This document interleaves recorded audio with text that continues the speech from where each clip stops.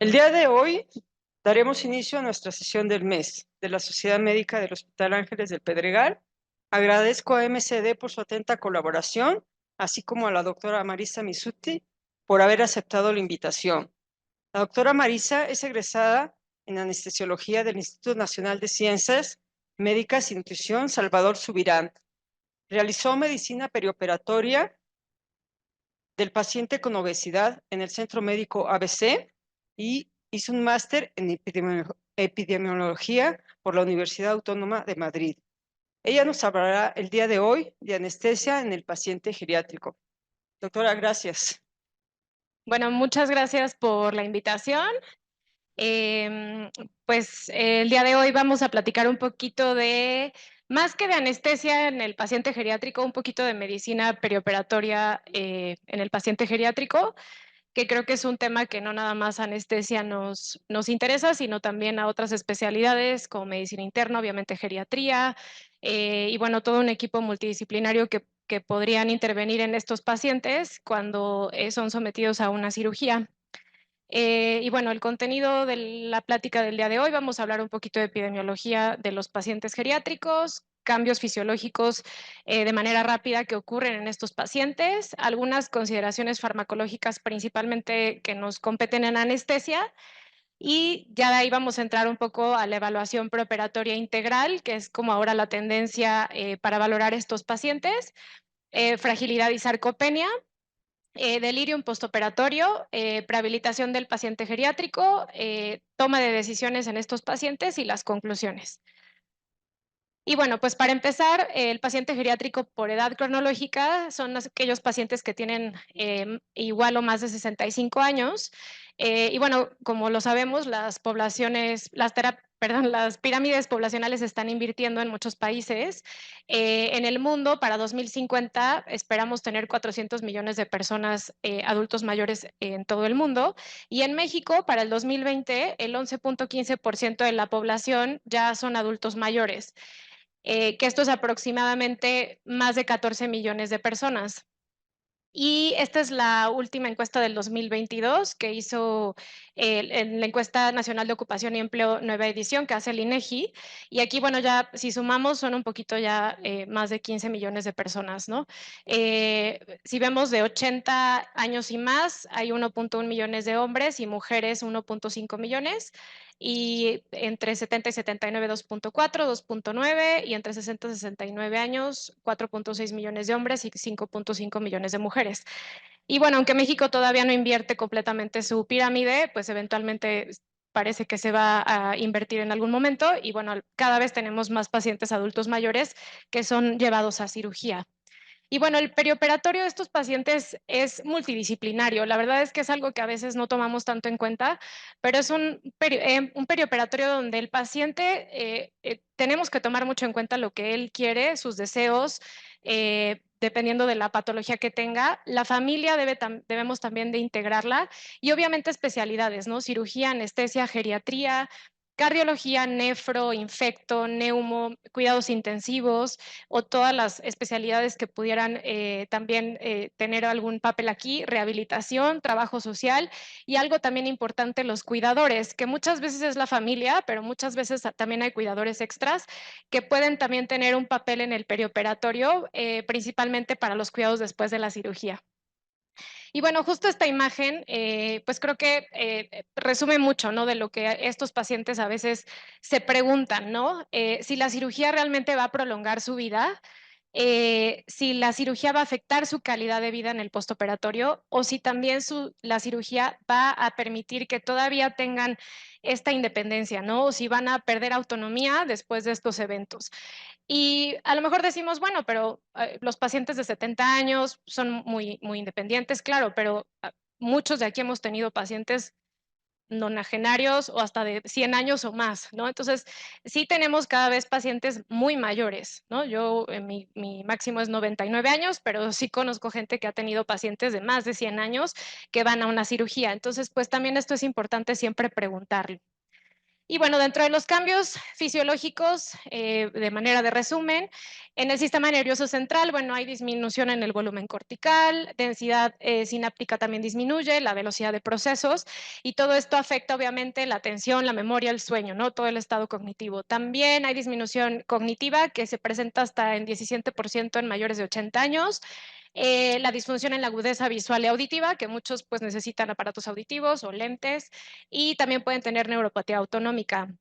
En los cambios respiratorios hay disminución en la lastanza, en la complianza pulmonar y en la caja torácica, y esto disminuye varios volúmenes y capacidades, ¿no? La capacidad pulmonar total, la vital forzada, el volumen, el flujo respiratorio al primer segundo, la capacidad vital, el volumen residual, la capacidad residual funcional, y esto hace que aumente la capacidad de cierre, que es esta capacidad, bueno, estos volúmenes en las vías aéreas más pequeñas, y hace que sean muy susceptibles a colapsarse de manera muy rápida.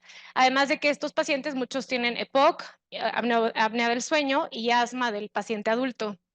Dentro de los cambios cardiovasculares hay aumento en la rigidez arterial, aumento en las resistencias vasculares sistémicas, pueden tener hipertrofia del ventrículo izquierdo por hipertensión de muchos años de evolución, disfunción diastólica.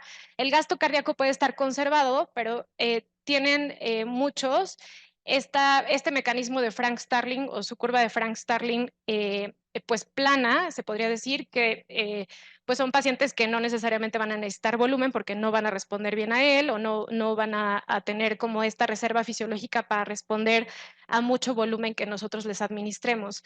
Y también la compliance vascular disminuye y tienen poca eficacia vasoconstrictores, por ejemplo, como la efedrina, y eso lo tenemos, pues muchos nos damos cuenta, ¿no? Le pones efedrina y no aumenta la presión arterial en estos pacientes. También tienen depósitos de grasa y fibrosis en tejido de conducción del corazón y esto hace que tengan degeneración del nodo sinusal, entonces pueden tener algunos bloqueos auriculoventriculares, síndrome del nodo enfermo que les causa bradicardia y también fibrilación auricular, que es una arritmia muy común en los adultos mayores y también otras arritmias. En el sistema digestivo, disminución en la secreción de ácidos, disminución en la absorción de fármacos. En el músculo tienen sarcopenia, que vamos a hablar después de eso, pero esta es la disminución en la cantidad del músculo y también en la calidad del músculo.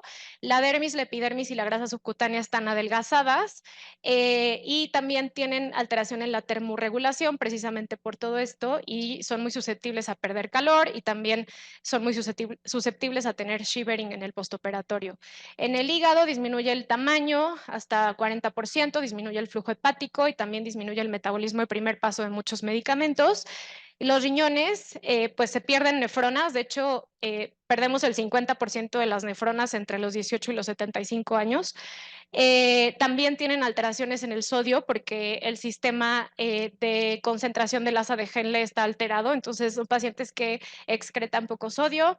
También disminuye la actividad del eje renina-angiotensina-aldosterona, tienen poca tolerancia a la hiper o a hipovolemia, además de las enfermedades que muchos tienen como diabetes e hipertensión, que también les pueden dar daño renal. Y obviamente esto hace que disminuya el aclaramiento de los fármacos en los pacientes adultos mayores.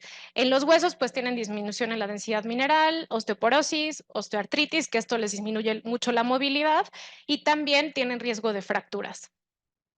Dentro de las consideraciones farmacológicas que a los anestesiólogos nos pueden importar, dependen mucho de los cambios que tienen justo corporales, ¿no? Y uno es que disminuye el contenido de agua y aumenta el tejido adiposo corporal hasta 30% y disminuye la masa muscular hasta 30%. Y esto hace que los volúmenes de distribución de los fármacos, tanto de los lipofílicos como los hidrofílicos, estén alterados. También la función renal, al estar disminuido el filtrado, pues todos los fármacos que van a aclararse por vía renal, pues se prolonga la vía media de eliminación y también todos los que tienen metabolitos, pues también estos metabolitos pueden prolongarse más su vida media. Y en la función hepática, que de los cambios que ya mencionamos, tanto en la disminución del flujo hepático como de la función enzimática que también tienen disminuida, pues también hace que se prolongue la vida media de eliminación y también disminuye la eliminación de primer paso. Hablando ya específicamente de fármacos, por ejemplo, los sedantes e hipnóticos que utilizamos, se recomienda disminuir la dosis, por ejemplo, Propofol hasta entre 20 y 50% la dosis de inducción y de mantenimiento, y por ejemplo, tienen una hipotensión exagerada al bolo de inducción, entonces pues sí es preferible pasar el bolo de inducción mucho más lento en estos pacientes para evitar estos efectos adversos exagerados. Los opioides tienen aumento en la sensibilidad y disminución en el aclaramiento renal de los metabolitos. También es recomendable disminuir las dosis hasta 50% de fentanil y remifentanil, y también de morfina, hidromorfona, meperidina. También hay que disminuir la dosis por el riesgo de los metabolitos, que pueden tener efecto también en ellos, y al prolongar su vida media, pues tener mayor efecto y los efectos no deseados. Las benzodiazepinas, que vamos a hablar también un poquito después de ellas, que tiene todavía mucha controversia, pues tienen aumento en la sensibilidad de sus efectos, disminuyen el aclaramiento renal y de los metabolitos, y tienen más riesgo de tener delirium postoperatorio con el uso de benzodiazepinas y disfunción cognitiva. El midazolam se recomienda disminuir la dosis, y vamos a hablar después de varios estudios que se han hecho en midazolam para, pues, ver realmente qué hacer con esta dosis y en qué pacientes tal vez se podría usar o en cuáles no, de los pacientes geriátricos. Los relajantes neuromusculares también disminuyen el metabolismo hepático y el aclaramiento, y aquí lo que hay de recomendación es que el rocuronio puedes disminuir el intervalo de frecuencia que lo vas a administrar. Sin embargo, bueno, todo esto va a ir ahora, ¿no? Que tenemos como monitorización que podemos utilizar, ¿no? Tanto neurológica como, por ejemplo, de relajación neuromuscular, pues realmente es la mejor manera en que puedes guiar tu conducta de administración de fármacos. Los agentes inhalados también disminuyen la concentración alveolar mínima con la edad, disminuye 6% por década a partir de los 40 años. Entonces, por ejemplo, para el sevoflurano, más o menos a 75 años, pues el MAC ya disminuyó a 1.8 aproximadamente, 1.5, perdón, por ejemplo, el 2.2, que sería de un adulto joven, ¿no? De 20 años.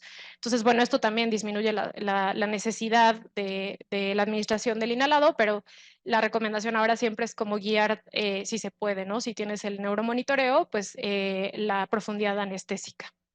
Y bueno, ya hablando de la evaluación preoperatoria, en la actualidad lo que se recomienda es hacer esta evaluación integral geriátrica, que se llama en inglés Cognitive Geriatric Assessment.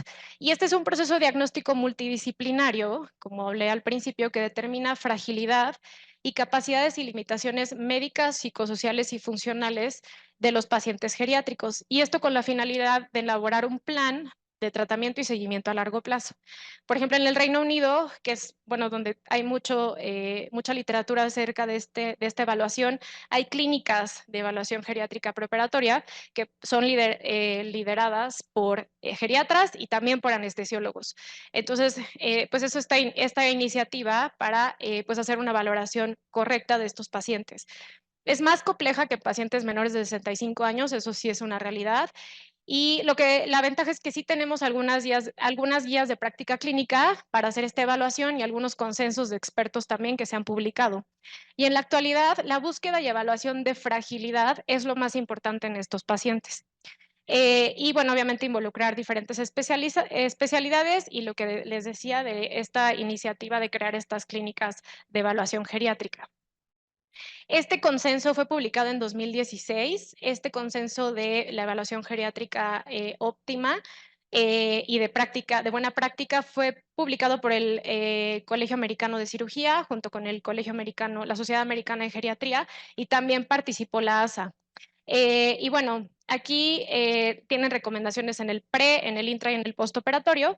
Y también aquí lo mencionan porque es la calculadora que tiene el American College of Surgeons de riesgo, y que es la NSQIP, que a lo mejor muchos de aquí la conocen, pero bueno, es una calculadora de riesgo para el perioperatorio, y también para el internamiento, donde colocas muchas variables y te dice, te predice pues mortalidad, muchas complicaciones, etcétera. Y dentro de las que te predice delirium postoperatorio, mortalidad, disminución en la funcionalidad de estos pacientes geriátricos, necesidad de utilizar un dispositivo para movilidad después de la cirugía, y también las úlceras por presión. Este consenso, como les digo, pues tiene recomendaciones para el preoperatorio, entre algunas, por ejemplo, que también vamos a hablar de ellas al final, confirmar y documentar el objetivo del paciente, ¿no? O sea, de realmente también lo que el paciente quiere y si va a querer o no el tratamiento, las opciones y las preferencias del mismo, ¿no? Establecer también el encargado de tomar las decisiones de salud, porque a veces estos adultos mayores después no van a ser capaces de tomar las decisiones y tiene que quedar documentado quién va a tomar las decisiones para estos pacientes. Y también consultar de manera temprana cuidados paliativos. Esto, por ejemplo, porque muchas cirugías a veces son paliativas o de control de daños en pacientes que tal vez la supervivencia no va a ser mayor a 6 meses y ahí se recomienda tener una consulta ya temprana con cuidados paliativos. Bueno, recomendaciones en ayuno, que también vamos a hablar un poquito después de esto, el apego a mejor plan de antibióticos y tromboprofilaxis ajustado para la edad a estos pacientes y evitar la polifarmacia, que también vamos a hablar un poquito de ella después, pero es el ajustar a solamente el tratamiento que sea realmente indispensable para estos pacientes. A veces llega el paciente y resulta que toma 15 pastillas diferentes, ¿no? Que para tal, no que para tal, y realmente a veces ves y dices, pues tal vez esto se lo podríamos quitar, tal vez esto le está dando efectos adversos. Entonces creo que esto sí se podría hacer alguna intervención en el preoperatorio en conjunto con sus otros médicos para evitar polifarmacia, porque sí es un predictor de delirium postoperatorio y de algunas complicaciones. En el intraoperatorio, bueno, las técnicas regionales sí se prefieren si la cirugía también lo amerita, principalmente las ortopédicas, por ejemplo, y la vascular. Sin embargo, no hay realmente una evidencia de que la regional sea superior a la general en estos pacientes. O sea, siempre hay que individualizar qué anestesia sería la mejor para ellos. Hay que tener un plan para el dolor postoperatorio, un plan para náusea y vómito postoperatorio en estos pacientes, estrategias para evitar úlceras por presión o lesión de nervios periféricos, prevención de complicaciones pulmonares e hipotermia. Después vamos a hablar también de hipotermia, pero es un factor de riesgo también para delirium. Y bueno, uso juicioso de líquidos intravenosos, mantenerle eubolemia ante todo. Y bueno, manejo hemodinámico individualizado y también no suspender sus medicamentos cardiovasculares, que muchos de estos pacientes tienen ya de uso prolongado. Y para el postoperatorio, pues también hay unas recomendaciones que, de hecho, lo que aquí recomiendan es hacer una evaluación diaria, ¿no? Del delirium y estado cognitivo, del dolor, de complicaciones pulmonares, de riesgo de caídas, de nutrición y tolerancia a la vía oral. O sea, en la medida que se puede, hay que iniciar la vía oral lo más rápido. Prevención de infecciones del tracto urinario, rehabilitación temprana y también prevenir las úlceras por presión. Y bueno, en cuanto, eso es el consenso que tenemos, bueno, que está publicado y con el que nos podemos guiar. En cuanto a las guías de valoración cardíaca en pacientes que van a cirugía no cardíaca, las del 2018 te daban estas recomendaciones en los adultos mayores, ¿no? Ver el estado funcional, nivel de independencia, comorbilidades, estado cognitivo, polifarmacia, depresión, etcétera, ¿no? Y fragilidad. Las del 2022, que son las más recientes que tenemos, realmente ya se enfocan en evaluar fragilidad. Le dan una recomendación clase 2A nivel B, o sea que tiene pues evidencia buena para poder decir que sí es una recomendación que se tiene que hacer y que se recomienda en pacientes de igual o más o 70 años.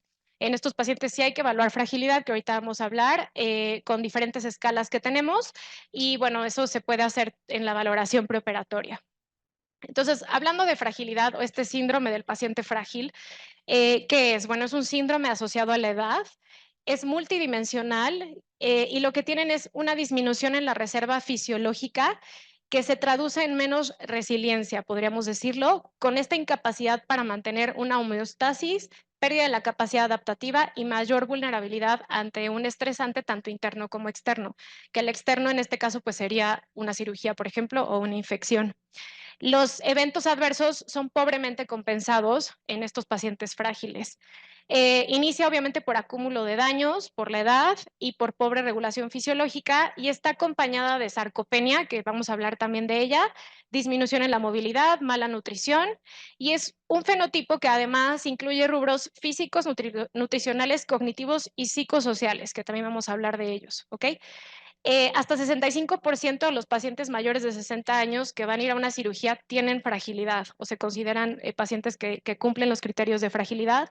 Aumenta la mortalidad hasta 4 veces. Está asociado a multimorbilidad porque estos pacientes con fragilidad además tienen 2 o más enfermedades relacionadas con la edad y es el factor de riesgo que más predispone a eventos adversos en los pacientes geriátricos. Entonces, realmente a lo que nos tenemos que ahora enfocar mucho es a evaluar fragilidad. Y bueno, ¿por qué ocurre esta fragilidad en el envejecimiento? Bueno, en el envejecimiento, como sabemos, pues ocurre senescencia celular, inflamación celular, estrés oxidativo, disfunción mitocondrial, inestabilidad genómica, que a su vez muchos pacientes tienen disminución del apetito, pueden llegar a tener caquexia por disminución en la ingesta, principalmente de proteínas, y esto también les va a dar sarcopenia, que sarcopenia vamos a hablar después, pero es esta pérdida del músculo, de la fuerza muscular, de la actividad física y que también disminuye la tasa metabólica. Todo esto nos lleva a tener fragilidad, eso es lo que se considera un paciente frágil, que además con sus enfermedades crónicas y comorbilidades, ante un estrés agudo, pues es lo que nos confiere estos eventos adversos. Y además fragilidad, pues también está asociado a discapacidad o esta pérdida de autonomía en estos pacientes y que pueden ser dependientes, ¿no? O sea, que son pacientes que a lo mejor ya necesitan una andadera todo el tiempo, una silla de ruedas, estar acompañados para bañarse, para cambiarse o para hacer sus actividades diarias. ¿Qué herramientas tenemos para evaluar estos pacientes? Bueno, tenemos el fenotipo de Fried, que es el más conocido. Este fue publicado en 2001 por el equipo de la doctora Fried. Este es una escala que es observacional, tú la puedes realizar bastante rápido, en 5 a 10 minutos, y evalúa pérdida de peso, agotamiento, disminución en la fuerza de agarre, disminución en la actividad física y disminución en la velocidad para caminar. Y caracteriza a los pacientes si tienen 1 o 2 puntos, prefrágil, y más de 3, perdón, 3 o más, frágil. Y tiene validez extensa, predice desenlace, o sea, sí te ayuda a predecir morbimortalidad, y pues solamente necesitas algún equipo especial para medir la fuerza, pero pues en muchas clínicas y muchos en los consultorios de geriatría pues lo tienen para poder evaluarlo. También está el índice de fragilidad, este tardas más tiempo, 20 a 30 minutos, y la escala de Frail, que también entre 5 y 10 minutos puedes evaluarlo. Pero hablando del fenotipo de Fried, esto es lo que evalúa, ¿no? Pérdida de peso más de 4.5 kilos o más de 5% por año y que también tengan sarcopenia. Agotamiento, que esto es una escala que se hace con la escala de depresión del Centro de Estudios Epidemiológicos y tiene preguntas, por ejemplo, como esta, ¿no? De cuántas veces en la última semana siente que todo lo que hizo fue un esfuerzo. Entonces, bueno, esto les te califica agotamiento, el gasto bajo de energía con las kilocalorías que consumen por semana en mujeres y hombres según su actividad, la baja velocidad de la marcha, y esto pues los pones a caminar 4.5 metros, bueno, hay unos cortes, ¿no? Según la edad y el género y la altura, y pues el tiempo que tardan en caminar esta distancia. Y la fuerza muscular se mide por presión del dinamómetro, y esto también está estratificado para edad e índice de masa corporal. Y bueno, fragilidad, entonces nosotros lo podemos evaluar en el preoperatorio. ¿Y qué nos puede predecir? Bueno, delirium postoperatorio nos puede predecir, sí. En este metaanálisis, que este fue publicado en 2021, donde incluyeron 9 estudios con 1,008 pacientes en total de los 9 estudios, pues trataron de ver la asociación, ¿no? Entre fragilidad y delirium postoperatorio en pacientes adultos mayores que iban a cirugía. Y bueno, la prevalencia de fragilidad en estos pacientes fue entre el 18.6 y hasta en el 56% en los diferentes estudios, y la incidencia de delirium postoperatorio desde el 7 hasta el 56%.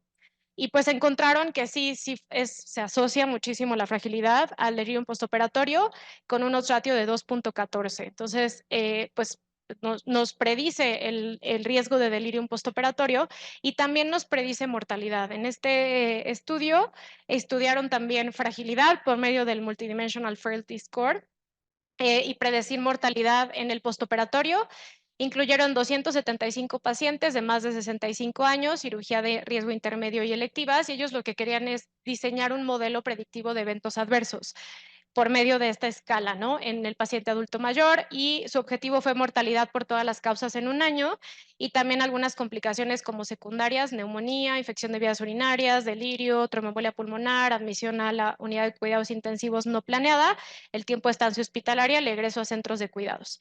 Y también hacían una Cognitive Geriatric Assessment con diferentes pues rubros como escala de Charlson para morbilidad, polifarmacia, actividades de la vida diaria, el mini mental, depresión, nutrición y riesgo de delirium postoperatorio. Y bueno,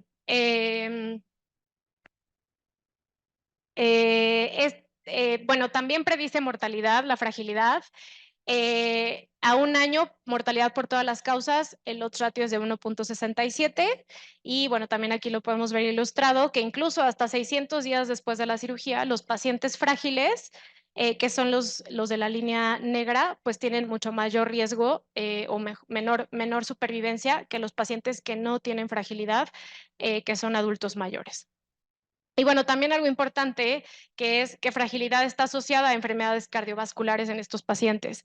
Y bueno, aquí compararon precisamente el impacto de fragilidad en la mortalidad, en la estancia hospitalaria y rehospitalización en pacientes adultos mayores que tenían fibrilación auricular y compararon fibrilación auricular con fragilidad y los que solamente tenían fibrilación auricular. Y también los pacientes que tenían fragilidad y fibrilación auricular pues vean, 2.69 la mortalidad después de 6 meses de la cirugía. Entonces, también confiere mucho mayor riesgo cardiovascular a estos pacientes frágiles y que tengan alguna comorbilidad cardíaca. Y bueno, hablando de sarcopenia, que pues está muy de la mano de fragilidad, bueno, del griego significa escasez penia y sarx carne. Y en 1988 se utilizó por primera vez el término como una condición clínica caracterizada por pérdida de la masa muscular asociada al envejecimiento. También hay otros términos como dinapenia, que ahora se usa, que es la pérdida de la fuerza muscular. Y bueno, en 2016 ya se agregó a la clasificación de enfermedades internacionales la sarcopenia. Entonces, es una enfermedad. Se pierde 1% de músculo por año a partir de los 30 años y hasta 12% de los mayores de 65 años tienen sarcopenia. Además, esta sarcopenia está exacerbada en estas enfermedades, como enfermedad renal crónica, hepática, diabetes, EPOC, insuficiencia cardíaca, alcoholismo y tabaquismo. Y bueno, también hay ciertos criterios diagnósticos de sarcopenia. Estos están hechos por el European Working Group on Sarcopenia in Older People, que es el grupo europeo que más estudia sarcopenia en el mundo. Y bueno, tienen criterios definición operacional. Uno es fuerza muscular baja, la otra es baja masa muscular y 3, el rendimiento físico bajo. Sarcopenia probable lo cumple solo el primer criterio y de ahí criterios 1 y 2 ya es confirmada y el tercer punto te habla como de la severidad de la sarcopenia. Y tienen un algoritmo precisamente para identificar a estos pacientes, tanto los que tú sospechas que tienen sarcopenia como llegar a identificar qué tan severa es la sarcopenia.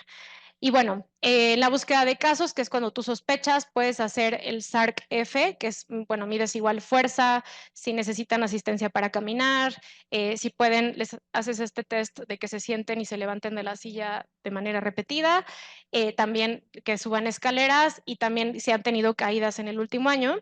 Con esto puedes tú tener la sospecha y si tienes la sospecha, evalúas la fuerza muscular, que eso ya lo haces con dinamometría, por ejemplo, y solamente con tener esta probabilidad y esta prueba positiva, tú ya puedes hacer en la práctica clínica pues una intervención, ¿ok? Para tratar de mejorar la sarcopenia. Después, para medir la cantidad de músculo hay que hacer otros estudios como el DEXA o resonancia magnética, tomografía, estudios de bioimpedancia para ver la cantidad realmente de músculo. Y ya para ver la severidad, pues también hay otro tipo de estudios para ver qué tan severa es esta sarcopenia en los pacientes. Pero simplemente con pues ya tener una probabilidad de sarcopenia, podemos hacer ciertas intervenciones en el preoperatorio para mejorarlos. Y bueno, ¿cómo impacta la sarcopenia en el perioperatorio? También impacta. Igual es una revisión sistemática y metaanálisis, donde también evaluaron mortalidad a un año por sarcopenia, incluyeron 294 estudios, más de 97,000 pacientes y 33,000 aproximadamente tenían sarcopenia. Y la mortalidad, pues 2.69 el odds ratio, todo, bueno, estadísticamente significativo y también la sarcopenia se asoció a cualquier complicación. Y también aumenta la estancia hospitalaria, que bueno, esto además aumenta costos hospitalarios. Entonces, bueno, ya tenemos fragilidad, tenemos sarcopenia y ahora vamos a hablar del estado cognitivo, que también nos importa mucho en el preoperatorio, de esta evaluación que podemos hacer y del delirium postoperatorio. La evaluación cognitiva preoperatoria en el paciente geriátrico ahora realmente se recomienda hacer, si se puede, en la consulta preoperatoria. El deterioro cognitivo, cognitivo leve está presente hasta en el 10 al 20% de los adultos mayores de 64 años, demencia en más del 14% de los mayores de 71 años.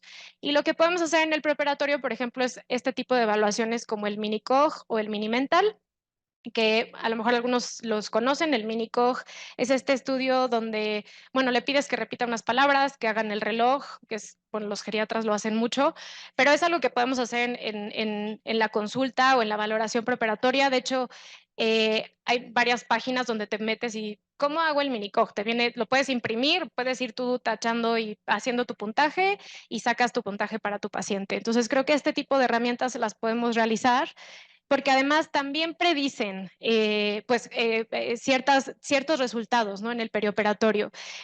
Este, por ejemplo, es para, lo que evaluaron es delirium en la unidad de cuidados postanestésico, midiendo el mini-COG, este estudio, el día de la cirugía y también el que habían hecho en la valoración preoperatoria, ¿no? O sea, si había realmente, estaban iguales los resultados de la prueba y qué tanto tenían de riesgo de tener delirium postoperatorio en la unidad de cuidados postanestésicos. Y bueno, el tener el mini-COG pues positivo para déficit cognitivo, pues les daba, vean, 12.8 veces más de riesgo de delirium postoperatorio en la unidad de cuidados postanestésicos. Y también que aquí evaluaron mini-mental, que también es el otro estudio, también aquí evaluaron, diferentes desenlaces en los pacientes geriátricos en cirugía. Este es un metaanálisis. Y también para delirium postoperatorio, pues 5.02 el odds ratio, o sea que también te eleva muchísimo el riesgo de tener delirium postoperatorio solo con tener el mini-mental positivo para disfunción cognitiva. Y bueno, delirium, pues obviamente, pues es un síndrome, es una alteración cognitiva caracterizada por deterioro agudo, fluctuante de la atención, la conciencia y con pensamiento desorganizado. El delirium, obviamente, hay postoperatorio, pero también hay en los pacientes hospitalizados, no necesariamente en los quirúrgicos. Y bueno, de lo que nos compete a nosotros está el delirium postoperatorio, el delirio en la unidad de cuidados postanestésicos y también el delirio en los cuidados intensivos. Más de 60 años, en los pacientes que tienen más de 60 años, hasta 10 al 20% pueden llegar a tener delirium postoperatorio. Cirugías de emergencia se aumenta el riesgo hasta 45%. Fracturas de fémur y vértebras, en algunas series hasta 70% de riesgo de delirium postoperatorio. Cirugía electiva no cardíaca hasta 54% y se asocia a mayor estancia hospitalaria, al menos te aumenta 2 o 3 días más la estancia hospitalaria, también la estancia en UCI, 2 días, y la mortalidad a 30 días, 7 a 10%, te la puede aumentar. Entonces, pues sí, es un síndrome que tenemos que evaluar nosotros los factores de riesgo que tenemos para él y también desde la unidad de cuidados postanestésicos podemos también hacer alguna intervención y tratar de predecir qué pacientes van a tener después también en el internamiento delirium postoperatorio. Y bueno, ¿por qué ocurre el delirium? Pues hay diferentes teorías. Hay teorías específicamente de la microglia y los astrocitos, donde hay una inflamación continua, ¿no? Mediada por citocinas, por interleucina 1B, factor de necrosis tumoral, reactantes de fase oxidativa, y bueno, esto causa disfunción neuronal también junto con los astrocitos, ¿no? También hay una teoría en la disfunción en la vasculatura, que aquí es una disfunción en el endotelio de la barrera hematoencefálica, en donde hay una disfunción o insuficiencia metabólica, ¿no? Hacia las neuronas. También hay una alteración en los neurotransmisores, que aquí es en donde precisamente donde nosotros podemos tener cierto impacto, precisamente por todos los fármacos que actúan en GABA, anticolinérgicos, antihistamínicos, pero principalmente en GABA, que bueno, sería nuestro principal neurotransmisor inhibitorio y nosotros podemos potenciarlo por los fármacos que utilizamos. De hecho, los 3 que les marqué aquí en rojo son los que más tienen que ver con el delirium postoperatorio. Y obviamente los todos estos desencadenantes sistémicos, ¿no? Inflamación sistémica aguda, hipoxemia, obviamente, por ejemplo, una infección, cirugía, etcétera. Todo esto también, estos son desencadenantes sistémicos que podrían, pues, ocasionar que aún más la microglia, los astrocitos se inflamen más, ¿no? O sea, haya más inflamación y también mayor disfunción en el endotelio de la barrera hematoencefálica. Y bueno, ¿cómo podemos nosotros predecir el riesgo de delirio postoperatorio en los pacientes que van a cirugía? Bueno, este también fue un metaanálisis que incluyó 8.528 pacientes para buscar factores perioperatorios asociados a delirium postoperatorio en cirugía no cardíaca. Y bueno, pues aquí les traigo todos estos factores de riesgo que tenemos.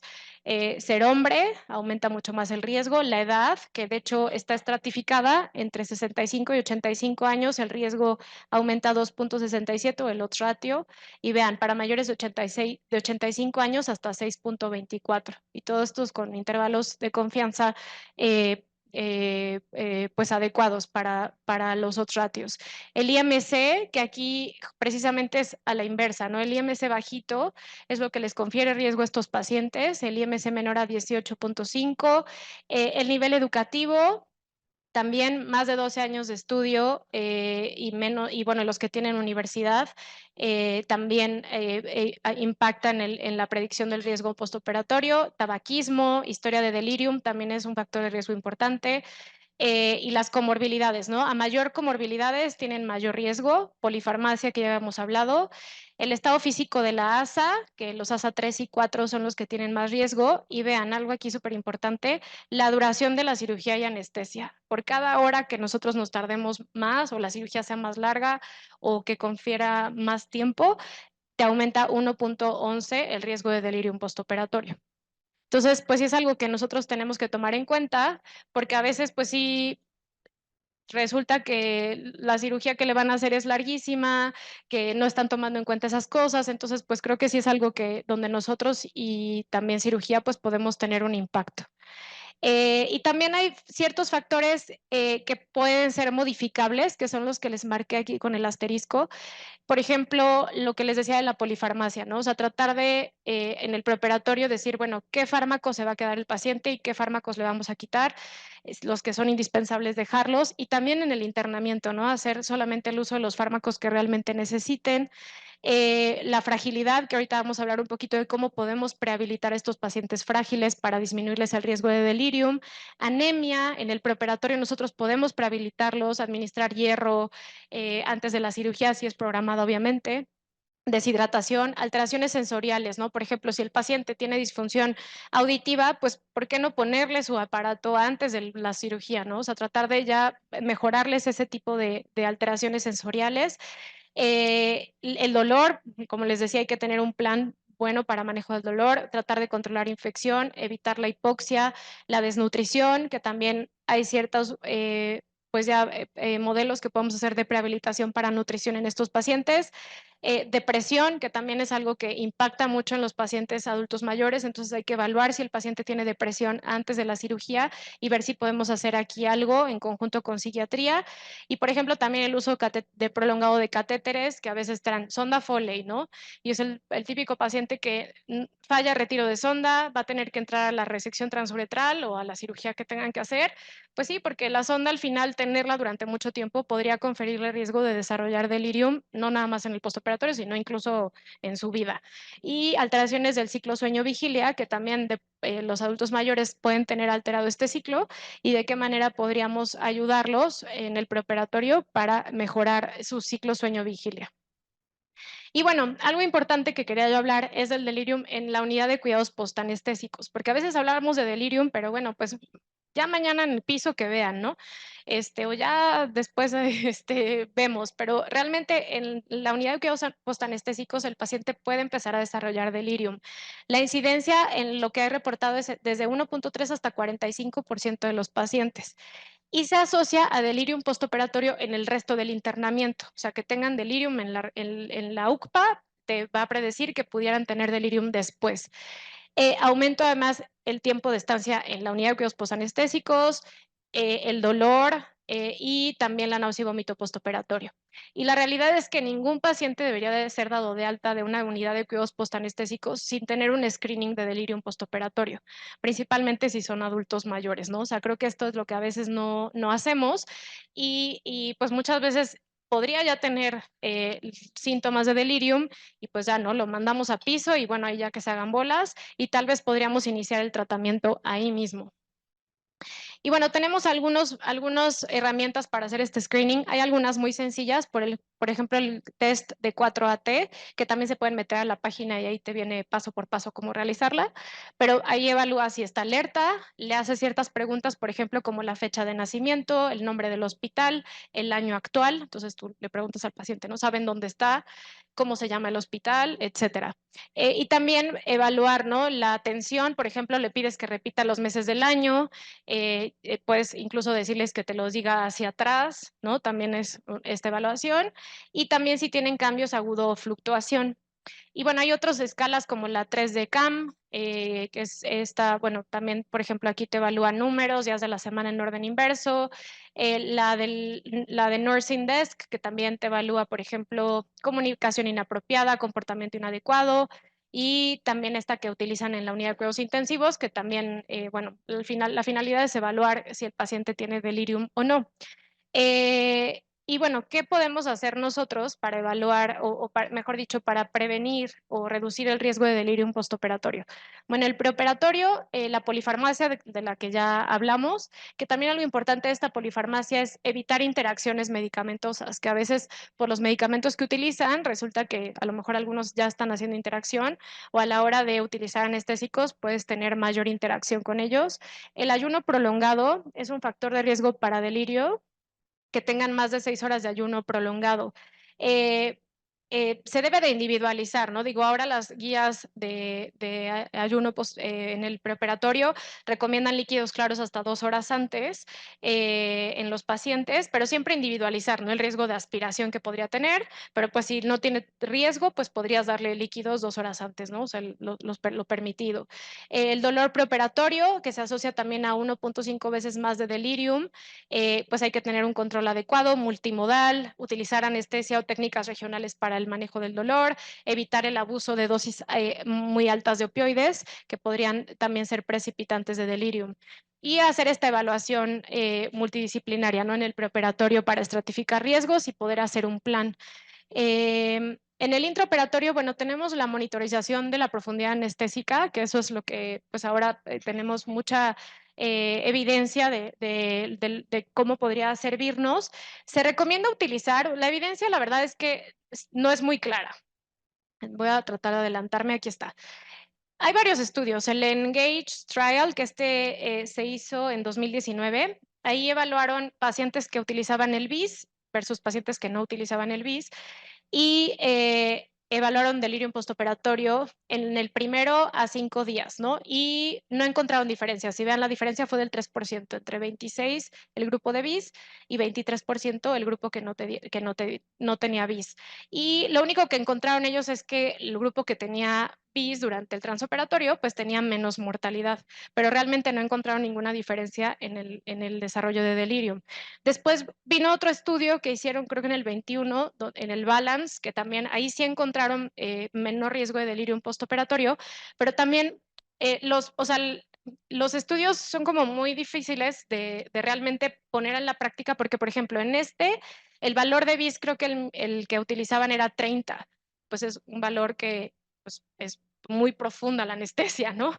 Y en el balance ya era 55 un grupo y el otro grupo era 35, ¿no? O sea, como que realmente no se ha hecho un buen estudio para poder decir que te va a predecir el riesgo de delirium postoperatorio, el BIS como tal y el número, ¿no? Lo que sí ha tenido más evidencia es el patrón brote supresión en el electroencefalograma, que esto necesitas tener electroencefalograma pues más completo con espectrografía, donde puedas ver como mucho mejor la actividad cerebral. Y este sí bueno, se ha asociado a que a mayor tiempos de brote supresión, pues tienes mayor riesgo de delirium postoperatorio.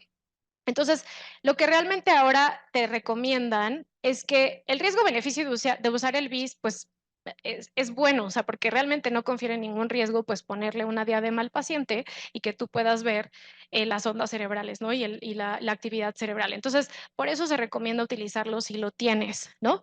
Sin embargo, como les digo, la evidencia no es muy clara y si tienes multiparámetro mejor, o sea, ese es el que realmente te va a poder dar una mejor idea de, al ver realmente la actividad cerebral, poder decir, bueno, este cerebro lo voy a, o sea, cuidar más el cerebro con este tipo de multiparámetros que nada más viendo un número, ¿no? Y lo que sí también este estudio que me llamó mucho la atención, que no hay tanto publicado al respecto, pero aquí evaluaron la predicción de delirium postoperatorio, evaluando el BIS antes de la cirugía, o sea, sin ningún anestésico, y después ya durante la cirugía, ¿no? Pero el valor del pre es el que podría dar también el riesgo de delirium postoperatorio, porque algunos pacientes podrían tener ya, por ejemplo, desde antes de la cirugía, estos valores disminuidos. Principalmente pacientes que ya tengan algo neurológico, por ejemplo, Parkinson o algo así, podrían darte estos valores, ¿no? Ellos encontraron que podría predecirlo, digo, es un estudio pequeño, tampoco es un estudio grande. Yo creo que va a haber mucho más evidencia pues en los siguientes años, que creo que esta es una herramienta que precisamente por el riesgo-beneficio de que pues solamente se la tienes que colocar al paciente, pues podría ayudarnos, ¿no? En ese sentido. La analgesia multimodal, la ahorradora de opioides, que bueno, ya lo comentamos para estos pacientes. El uso de paracetamol y AINE también, porque parece que disminuye la inflamación. El AINE obviamente individualizado, tal vez no todos los pacientes van a ser candidatos a administración de AINE, pero parece que podrían disminuir esta inflamación en el cerebro que hay para el desarrollo de delirium, ¿no? De hecho, hay un estudio que hicieron con parecoxib que disminuía el riesgo de delirium postoperatorio con un número necesario a tratar de 20, sin embargo, no hablan nada de en el estudio de lesión renal aguda, ni de insuficiencia renal previa, ni nada. Entonces, realmente tampoco la evidencia se puede tomar así toda tal cual, pero bueno, parece que podrían tener una intervención en disminuir la neuroinflamación. Dexmedetomidina, la dexmedetomidina tiene un efecto neuroprotector y hay muchos estudios de dexmedetomidina en los pacientes de terapia intensiva, ¿no? Donde sí se utiliza para tratar delirium y para disminuir el riesgo de delirium. Sin embargo, tampoco la evidencia emite una recomendación de usarlo como para prevenir delirium en el intraoperatorio. ¿Por qué? Porque el riesgo de bradicardias e hipotensión existe. De hecho, hay muchos estudios que la bradicardia y la hipotensión pues es peor al beneficio que podría dar, por ejemplo, en delirium postoperatorio. Entonces, dexmedetomidina te dicen que si lo vas a utilizar porque ya elegiste que tu paciente es candidato a que reciba dexmedetomidina durante la cirugía, pues podría conferirte algo de protección, pero no se recomienda que a todos los adultos mayores que van a ir a cirugía les pongas dexmedetomidina para disminuir el riesgo de delirium postoperatorio, ¿ok? Y que siempre bradicardia e hipotensión podrían ser pues factores que tienes que evaluar más antes del delirium postoperatorio y utilizar dexmedetomidina para prevenirlo. Y bueno, el trauma quirúrgico, que además del tiempo de cirugía, creo que sí podríamos ahí tener una intervención de si se puede utilizar mínima invasión, menos dolor, menos respuesta inflamatoria y también ver si el paciente es candidato a una cirugía solamente paliativa o una cirugía de control de daños, ¿no? Esto también podría ser algo importante. Los fármacos que se utilizan, no solo los de anestesia, pues hay hay unos criterios que se llaman criterios de Beers, que bueno, de hecho en el 2023 salió la nueva actualización, la pueden buscar y incluso viene dividido por tipos de fármacos, etcétera, que podrías no utilizar de preferencia los adultos mayores, ¿no? Dependiendo, porque te confieren riesgo para delirium postoperatorio o algunas otras complicaciones o interacciones medicamentosas. Lo que sí, bueno, las benzodiazepinas, pues es la gran controversia, ¿no? De que si utilizamos benzodiazepinas o no en los adultos mayores. Y bueno, pues traje algunas revisiones que busqué, principalmente de midazolam, porque el delirium postoperatorio está estudiado con benzodiazepinas, pero en la UCI y benzodiazepinas de vida media larga, por ejemplo, diazepam, lorazepam, etcétera. Y midazolam en el uso de preoperatorio como medicamento ansiolítico que lo utilizamos nosotros, pues realmente hay pocos estudios donde podríamos decir que podrían servir para decir, bueno, el midazolam en el preoperatorio se lo podemos dar o no a un adulto mayor. Bueno, este estudio que se llama The iPromote Randomized Clinical Trial, este se publicó este año, en el 2024, y evaluó el midazolam preoperatorio en los resultados en pacientes adultos mayores. Y bueno, también siempre es importante evaluar como los objetivos que tienen los estudios. O sea, este estudio, su objetivo era evaluar la satisfacción global de los pacientes geriátricos en el postoperatorio. Y uno de sus objetivos secundarios, ahí estaba delirium postoperatorio, pero no era su objetivo primario evaluarlo, ¿ok?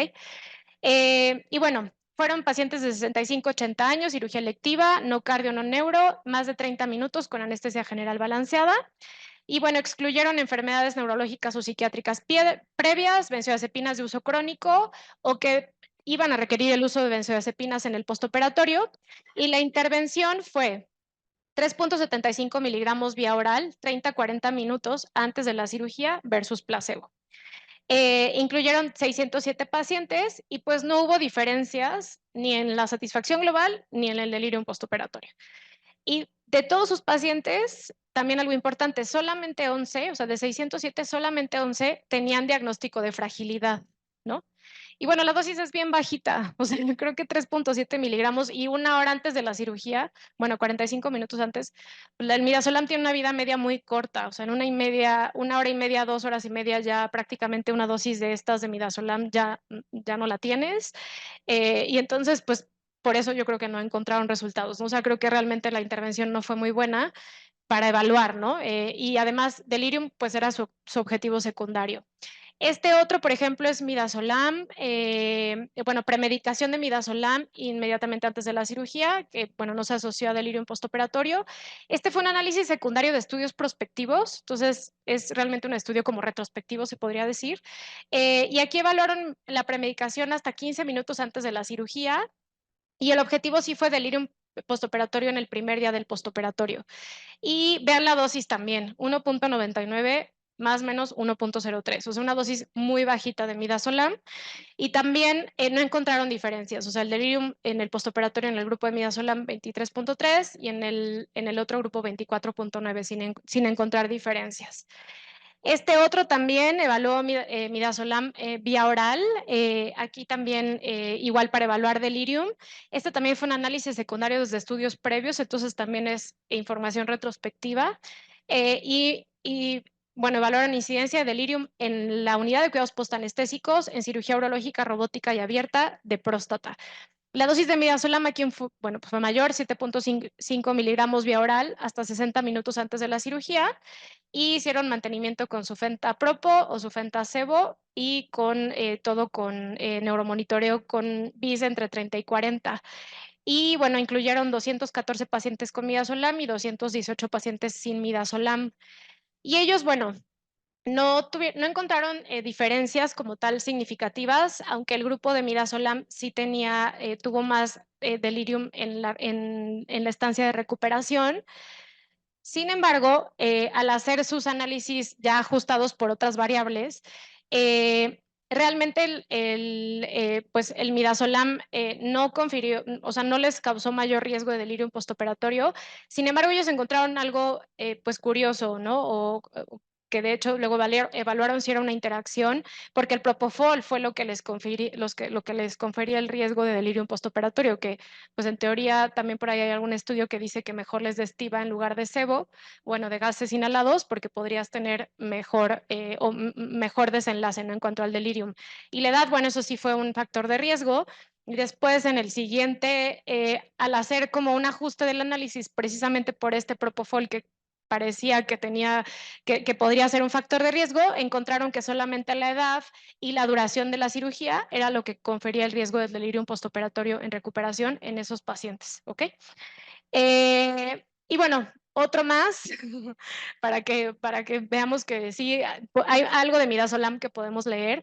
Este se publicó en el año del 2022. Este está grande, es un metaanálisis.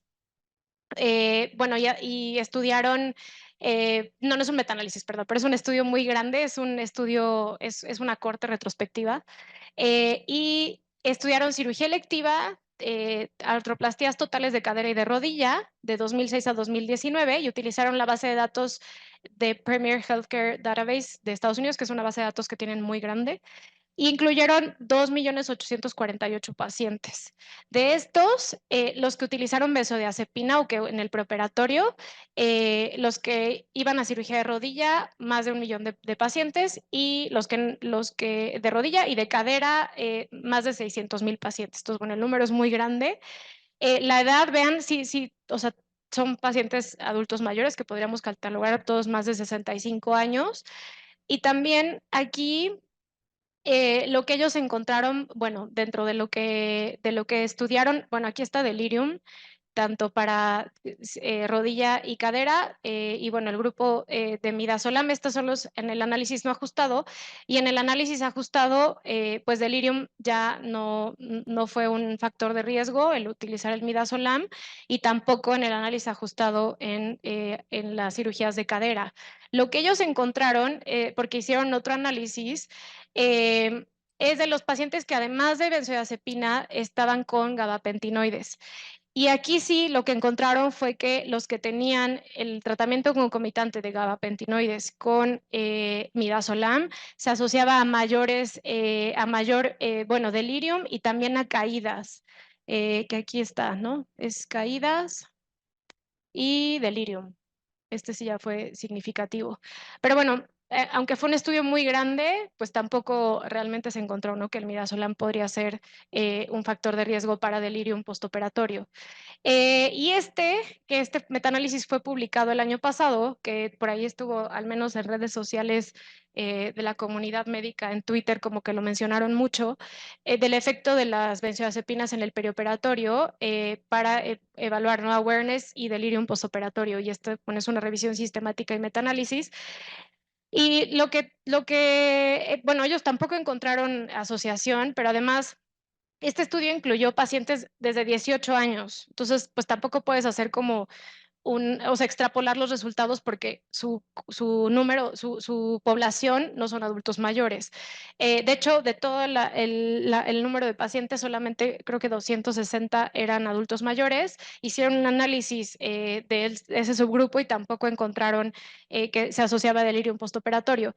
Entonces, bueno, pues todavía hay mucha controversia bueno, y este estudio además incluye muchos tipos de benzodiazepinas, ¿no? No nada más midazolam. De hecho, el menos número de estudios de esta metaanálisis es con midazolam. La mayoría son lorazepam, diazepam, etcétera. Y bueno, entonces queda un poco de controversia todavía.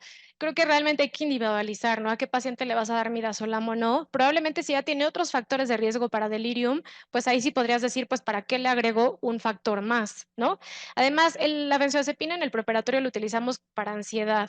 Y también ahora lo que podemos hacer, pues, son otras estrategias, ¿no? Para tratar de disminuir ansiedad en el preoperatorio, desde ejercicios de respiración, música, alguna otra intervención que no sea farmacológica para disminuir esta ansiedad, porque pues realmente para mantenimiento, bueno, no lo usamos, creo que ya prácticamente nadie lo usa en el intraoperatorio, esperamos, y se usa más para esta prevención, ¿no?, de ansiedad o tratar la ansiedad en el preoperatorio. Entonces, bueno, pues midazolam todavía no hay muchísima evidencia. Los estudios que hay, muchos son con dosis muy pequeñita, que pues sí esperas que pues, o sea, si el paciente no tiene lesión renal significativa y tal vez tiene 68 años y no tiene ningún otro factor de riesgo para delirium postoperatorio y le das esa dosis de benzodiazepina de 2 miligramos, pues probablemente no va a tener delirium postoperatorio por esa benzodiazepina, ¿no? O sea, ya si la cirugía dura 12 horas, pues probablemente va a ser por otras causas, ¿no?, que por la benzodiazepina. Y bueno, en el postoperatorio hay ciertas medidas no farmacológicas para prevenir delirium también, por ejemplo, minimizar cambios de staff, introducirse con los pacientes, hablar bien con ellos, acceso a la luz natural, etcétera, ¿no? Y los fármacos para también en el postoperatorio, Por ahí varios estudios de melatonina que dicen que disminuye o se asocia al menos riesgo de delirium postoperatorio. Sin embargo, no es una recomendación realmente rutinaria, o sea, no se recomienda darles melatonina a los pacientes para disminuir el riesgo. Y los antipsicóticos también no se recomiendan para prevención de delirium postoperatorio. O sea, tú no puedes dar un antipsicótico para decir voy a prevenir el riesgo de delirium postoperatorio. Esto no se debe de hacer. O sea, la evidencia no es fuerte y no se recomienda. Y también algo importante en cuanto al tratamiento, estas son las últimas guías por si las quieren revisar, estas son de la Asociación de Anestesiología y Medicina Crítica de Delirium Postoperatorio, se publicaron en el 2024. También algo importante que a veces no lo tomamos en cuenta es la dosis de haloperidol para el tratamiento de delirium activo, ¿no? O hiperactivo, porque la dosis realmente es muy pequeña, o sea, tienes que darles punto 125 a punto 25 miligramos y la dosis máxima al día es de 3 miligramos. Y a veces ya tienen delirium en recu y resulta que, no, pues 5 de aldol y tú espera, o sea, la dosis es muchísima. También el haloperidol tiene efectos adversos, entonces creo que también es importante revisar como las nuevas recomendaciones, risperidona también se recomienda, olanzapina y quetiapina que dan también, pero de segunda línea, el haloperidol sigue siendo el de primera línea para delirium hiperactivo. Y obviamente en este tratamiento, pues evaluar el dolor. Hay ciertas escalas de dolor específicas para cuando el paciente está agitado o cuando el paciente está, por ejemplo, en cuidados intensivos. Entonces, estas también se pueden utilizar. Y bueno, ya no me voy a meter mucho más porque muchas son para el postoperatorio, no tanto en recuperación. Y algo así que sí recomiendan es que, por ejemplo, si el paciente además tiene delirium, pero por abstinencia de alcohol, ahí sí se recomienda el uso de benzodiazepinas, ¿no? Pero solamente en ese contexto. Y bueno, hay otra entidad que se llama disfunción cognitiva en el postoperatorio, que no existe una definición por consenso como tal, todavía no la tenemos.